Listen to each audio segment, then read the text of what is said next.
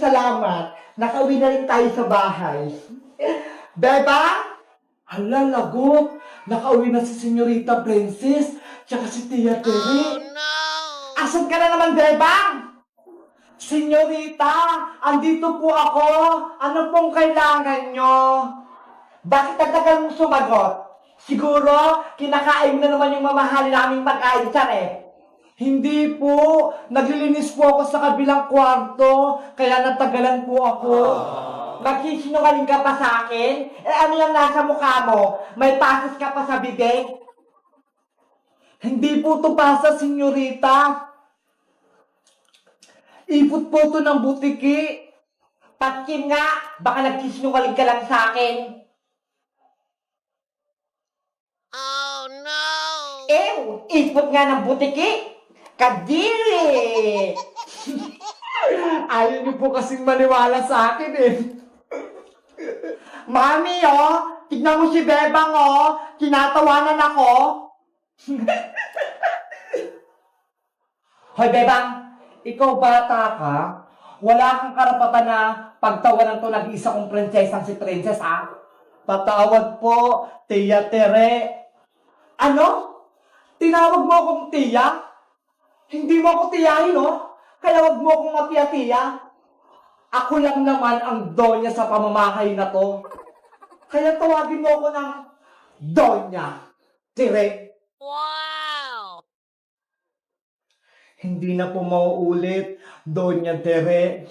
O siya, nakapagsahin ka na ba? Hindi pa po eh. Ang tamad-tamad mo talaga, Bebang, no? Anong gusto mo? Ako pa magsasaing? Hindi po, Senyorita Princess. Nawala na po talaga sa isip ko. Ang dami ko po kasing ginagawa dito sa may palasyo eh. Mami, si Bebang, sumasagot pa, nagrereklamo, ayaw atang magsaing. Hoy, Bebang, huwag kang umustang senyorita dito. Dahil ikaw ang katulong. Kaya ikaw ang gagawa ng mga gawaing bahay. Totoo naman po yung sinasabi ko eh. Ang dami ko pong ginawa dito sa may palasyo. Naglaba pa ako, naglinis, nagugas ng pinggan, nagwalis, nagdilig. Iniwan ka sa akin ng nanay mo ni 20 pesos, walang binigay. Kaya magtrabaho ka. Huwag kang patamad-tamad. Naintindihan mo ba? Opo, Doña Tere. Naiintindihan ko po. Eto na yung lulutuin mong bigas, Dapat, saktong 1,000,000 butil to, Walang susobra, walang kukulang. Kung hindi, yari ka sa akin. Ang hirap naman yan, Senyorita Princess. Bibilangin ko pa to isa-isa. Ay, aba, nagreklamo ka ba? Baka gusto mong palayasin ka namin dito at pulutin ka sa kankuhan. Opo, bibilangin ko na. Dapat lang, dahil ako natutunod dito. Makalis na nga dito, na-stress ako sa'yo. Nababawasan yung ganda ko.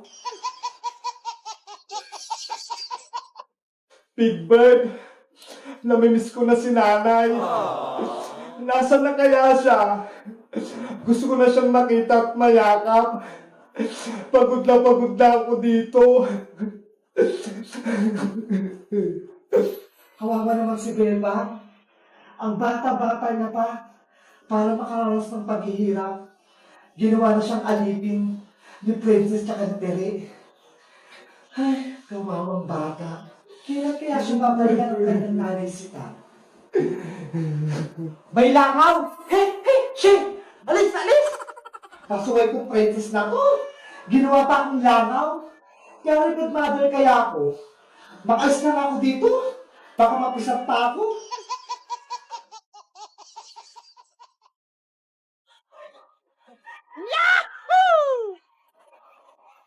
Ano kayang ginagawa ni Bebang at Iska? Hindi nila ako nakikita dito sa taas. Sana, mahukay na natin yung kayamanan ni Iska. Oo nga, Bebang eh. Kanina pa tayo naghuhukay, pero hindi pa rin natin makita yung treasure dito. Maghukay pa tayo ng malalim.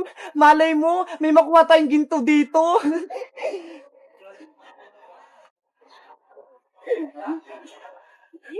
Hala, Iska! Tignan mo ho! May nahukay akong baul! Ano kayang laman yan, Bebang? Tignan natin! Baka ito na yung kayamanan! Yayaman na tayo, Bebang! Buksan mo na yung baul! Wow! Treasure nga! Ang daming ginto! Ang daming ginto tsaka pera, Iska! Ang swerte natin! Ang galing! May nahukay silang kayamanan! Pwede ko nang pauwiin si Mama. Hindi na siya magtatrabaho sa ibang bansa. Makakabili na kami ng bahay ni Nanay. Ang dami na nating pera. Beba! Iska! Ang ginagawa niyo dyan? Princess, halika rito. May papakita kami sa'yo. Ano naman yun? May pagkain ba? Tignan mo to. May nahukay kami kayamanan sa ilalim ng lupa. Totoo. Patingin ako. Ito. Wow! Nakasilaw naman! Ang daming ginto! Huwag kang maingay para hindi marinig ng ibang tao. Tayo lang nakakaalam nito. Wala nang iba. Kaya huwag kang maingay, Princess. Sige, basta bigyan niyo ako, ha? Akala niyo hindi ko alam, ha? Nakikita ko yung baul niyo. Iska, anong gagawin natin sa mga ginto at pera? Saan natin to tatago? Ano kaya? Alam ko na kung anong gagawin natin dyan. Ano, Princess? May naisip ka? Ibili na lang natin ng malalaking chichirya sa tindahan ni Aling Sonia. Ano ba yan, Princess? Pagkain agad yung nasa isip mo? Syempre, may mga pera na tayo kaya bibili na tayo ng masasarap na pagkain. Sige, kumuha tayo ng onting pera para may pambili tayo. Tapos, yung iba, itatago ulit natin dito. Kuha na ako ng pera, ha? Ako nang dudukot. Huwag mong lahatin, Princess, ha? Itong natitira, ilibing natin sa lupa, tapos balikan natin mamaya.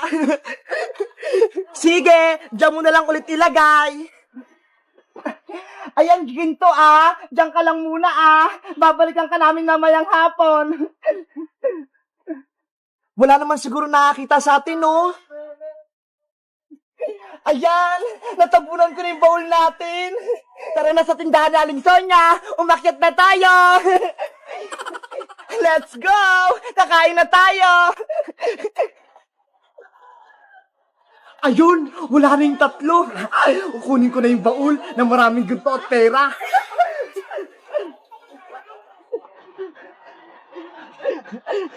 Dito nila binaon yung baul. Ayun! Nahukay ko na! Oh, no! Wow!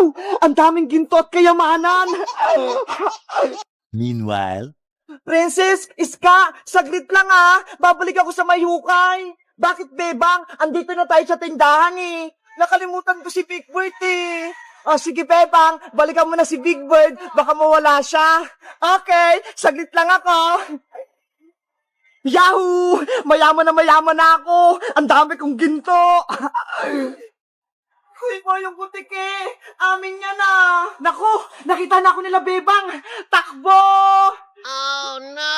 Iska, Princess! Si Boyong! Kinuha yung baul natin! Ano? Si Boyong kinuha yung baul natin? Habulin natin siya! Bawiin natin yung kayamanan! Tara! Hindi pwedeng kunin niya yung kayamanan natin! Hindi niyo ako mahabol! Boyong Butike! Bumalik ka rito! Guys, si Boyong Butike, kinuha yung baul namin. Maraming pera at ginto yun Kayo guys, nasubukan niyo na ba mag-treasure hunting? Yung naghukay ng kayamanan? Mag-comment lang kayo para sa part 2. Bye-bye! Hahabulin muna namin si Boyong! Mabuti na lang, may nitago akong ginto. Ito, 3. Nay! Akin na po yung baon ko! Papasok na po ako sa school! Eto, Princess. 20 pesos yung baon mo. Ano po? 20 pesos lang po, Nay!